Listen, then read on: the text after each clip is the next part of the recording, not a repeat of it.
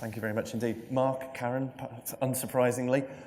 Really nice, and at the risk of kind of Chris feeling thanked to death, thanks to Chris and the Clarity team for the invitation to come along today. Essentially, our brief was to bring a consumer perspective to this morning's discussion, essentially to ground some of the thinking, some of the dialogue in actually the kind of current consumer situation and mindset, really. So we're really pleased to be here. BDRC is an independent research consultancy. We work across a number of service sectors, including transportation and financial services, and that's where Clarity and BDRC have come together historically.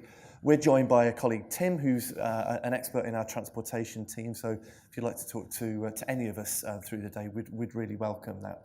So we've got about half a dozen or so slides to share with you today, which essentially provide you with a snapshot of a piece of bespoke consumer research that we undertook specifically to inform this morning's session.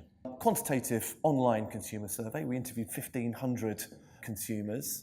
Importantly, it's kind of designed to be a nationally representative sample. So any data point within this piece of research can be extrapolated up to the population size with a degree of confidence. As Chris said, hot off the presses, the fieldwork took place just last month. And the questionnaire was designed in partnership with Clarity.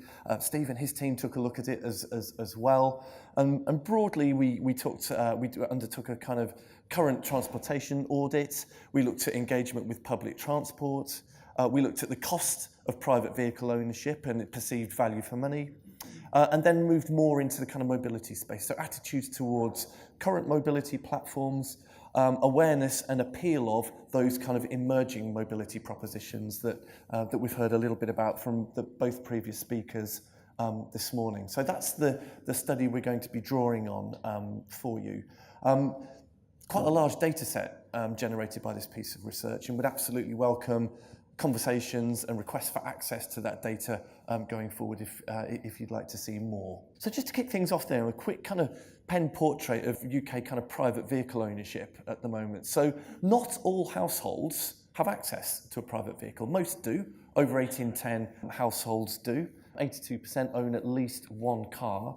And on average, it's 1.2 cars. Something like 6 or 7% of households have 4 or more vehicles attached to the household.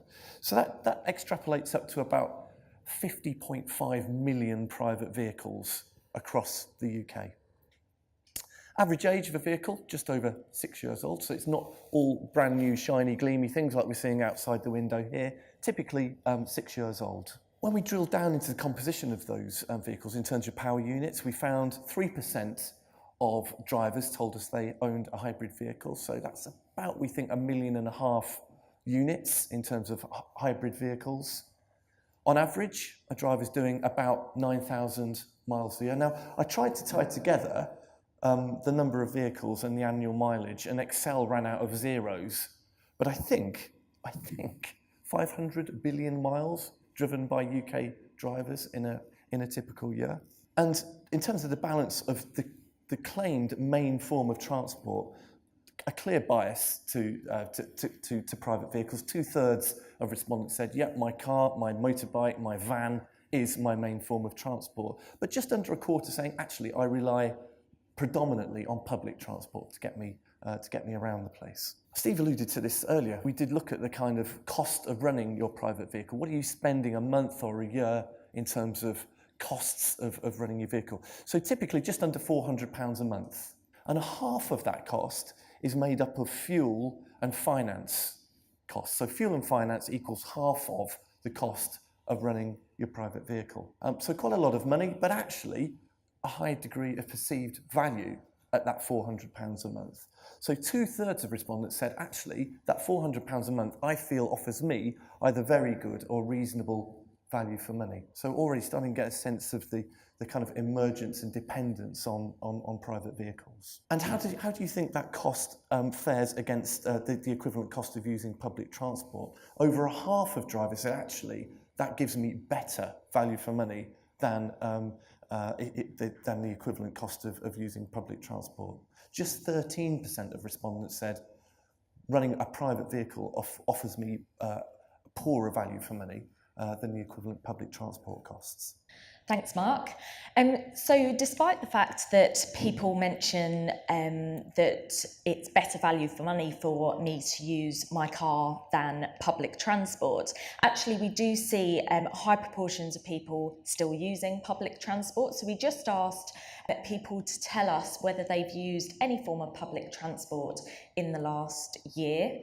Most frequently buses. 2/3 of people told us that they've used a bus in the last year, and then we kind of go down the different modes of transport. Just 1 in 10 telling us that they haven't used any form of public transport in the UK. Some slight variations based on region, so slightly kind of more frequently used public transport for those in London. Not a surprise given the fact that there's perhaps more options for people in London, more likely to use the train, 69% versus 58% at an overall level.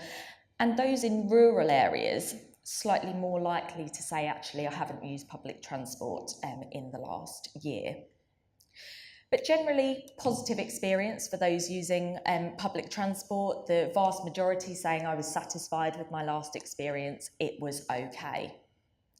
So that's people's usage in terms of their private vehicles, public transport, but we wanted to kind of test the water in terms of their current attitudes towards cars and their transportation needs. We just presented the consumers with a series of statements to understand their levels of agreement with those.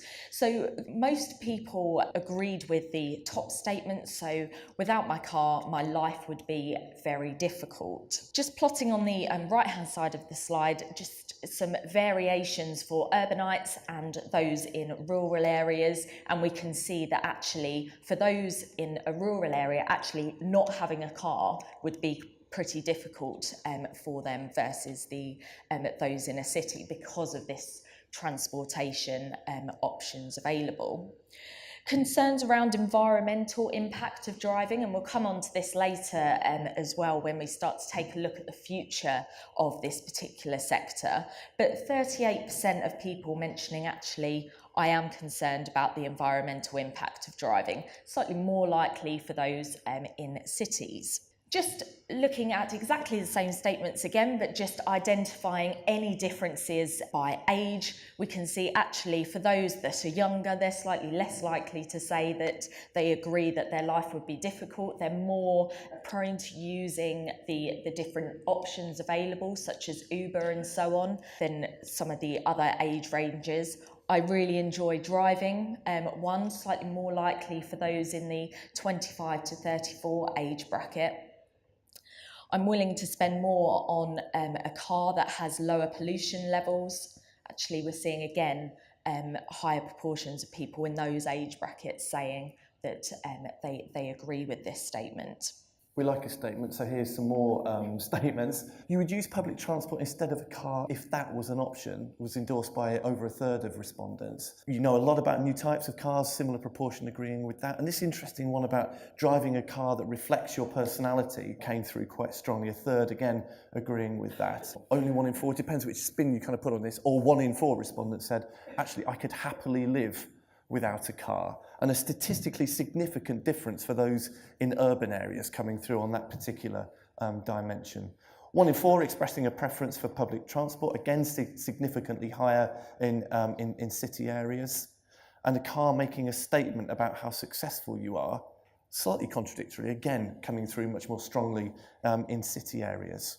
And again, as Karen's just done, we can plot kind of age cohort differences onto this. So an appetite for public transport, interestingly, coming through in the slightly older age cohorts, whereas it's the younger people who are more into the car as a reflection of my personality coming through at almost 50% endorsement. So now we're starting kind of to look ahead. We asked respondents to kind of look, looking at their current engagement with kind of mobility solutions that the previous couple of speakers have talked about. And we put kind of a dozen potential solutions in front of respondents and said, to what extent are you interested in this kind of mobility solution going forward? And we've kind of clustered them on the left-hand side, those getting over 50% endorsement and those with slightly weaker endorsement on the right-hand side of the slide. So really interested to hear about the whim idea, and that trial in the West Midlands coming through, because actually it's that element of mobility that got the strongest level of endorsement in this particular piece of research. Using public transport with a tool that helps me find the best method of getting to places. Over 6 in 10 respondents stating an interest in that particular solution. Whereas on the right-hand side of the slide, we've got the kind of car sharing, particularly with the stranger type solutions, getting kind of much weaker levels of endorsement, almost half the level of endorsement. So next we move on to the mobility scheme and just generally testing awareness of these different schemes. So we gave them 5 different things to look through and just understanding awareness of these. So from the on-demand driver services, such as Uber, Get, and so on, strongest level of awareness, perhaps unsurprising. Moving into the car sharing options, a third mentioned that this was something that they're aware of. Carpooling, pay as you go, interesting that just a quarter mentioned that they're aware of this, but we see slightly higher levels of awareness among those in London. You might be aware of it, but have you used this service at all? Quarter of those that we surveyed have used Uber or Get or another similar service recently. Moving down to pay as you go, for example, relatively low level awareness, but actually an index in terms of usage. And when we start to take a look at future engagement, so likely use in the next year, we can see again it's pay as you go that is slightly over indexed again for likely to use. Moving forward again, future mobility models, let's test awareness of these. Autonomous vehicles that you can own but can drive itself, 57% said they are aware of this. On-demand access, so the slightly more value-added services, 42%, and autonomous vehicles where you have access to multiple different vehicles, 25% mentioned that they were aware of these. And just when we take a look at the difference in level of awareness for the different age groups, actually when we take a look at these, we can see awareness increases for autonomous vehicles generally with age, but actually for the other 2 value-add statements, awareness decrease or increases as age decreases. So the younger age groups are more likely to be aware of these particular areas. Just a couple more insights to share with you. Firstly, we wanted to look at the level of potential interest in switching to a kind of fully autonomous vehicle. At the highest level, we had a third of respondents said, yeah, that is something I would actually consider at some point in the future. And we had these interesting kind of geographical hotspots of London, the South East and the West Midlands, although it looks more like the North West, interestingly there, that were telling us that they had a greater appetite for moving to kind of full autonomy. And then when we started to load in elements of greater flexibility and cost effectiveness, the extent of consideration continued to increase, moving up by 10% and then a further 6% when we add in the element of price or a cheaper offer of autonomy versus the current kind of mobility package. Just conscious that we've shared quite a lot of data with you. So we did give consumers the option to provide us with their own opinions in terms of what they see the future of this particular sector. And here, this illustration just provides you with an indication of the types of language people are using when they're thinking about the future of this sector. The bigger the word, the more frequently it was mentioned. So just to pull out, biggest word, electric came up quite a lot. We've got some verbatims here. We did have an audio clip, but I'll just read it out for the purposes of today. I think manufacturers moving towards electric powered cars is great. We need more of them in the world, but they would need to lower the prices of electric cars and make them easier to charge before I would consider buying one. I think autonomous vehicles will make humans lazier and less alert.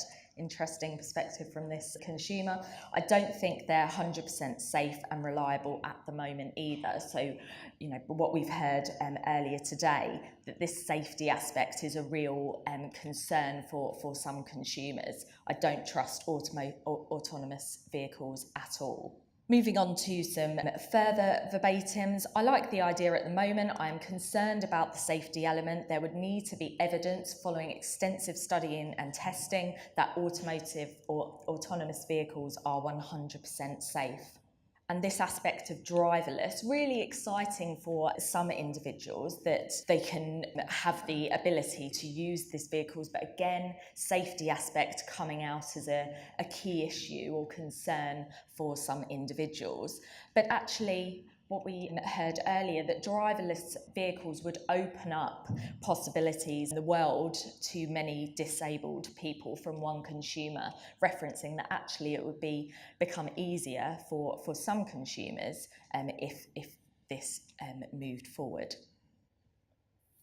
Thanks, Karen. Final slide, really, just to sum up with some observations. And we've really just kind of skimmed the surface of this data set, but we have seen this kind of, and it won't be a surprise to this audience in particular, this kind of high degree of dependency on private cars in the household. 2/3 of individuals telling us currently their life would become very difficult without a car in their lives.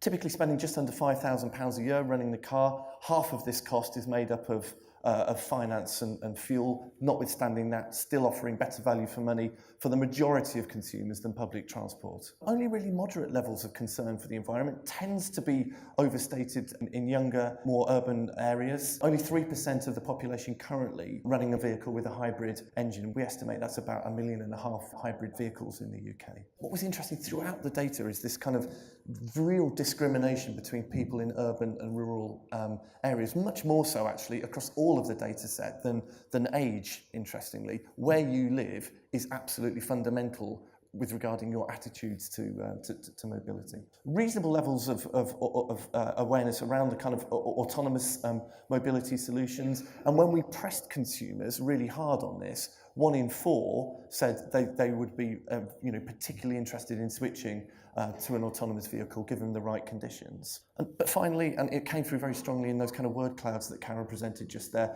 a real expectation and acceptance that technology is the future of mobility. It's not going to be about fossil fuels. Travel will get cleaner, travel will get cleverer. It just needs proving, in particular from a safety perspective. So that feels like a bit of a kind of dull grounding in terms of the consumer mindset, given all of the exciting stuff that we've heard about in terms of the future. But that's the battleground, I guess. That's the battleground that Ben alluded to earlier. So I hope that's been interesting. As I say, we'd absolutely welcome a conversation about access to the survey and the data through ourselves and Clarity going forward. Do come and find us later if you want to discuss. Thank you very much. Thank you very much. Thanks, guys.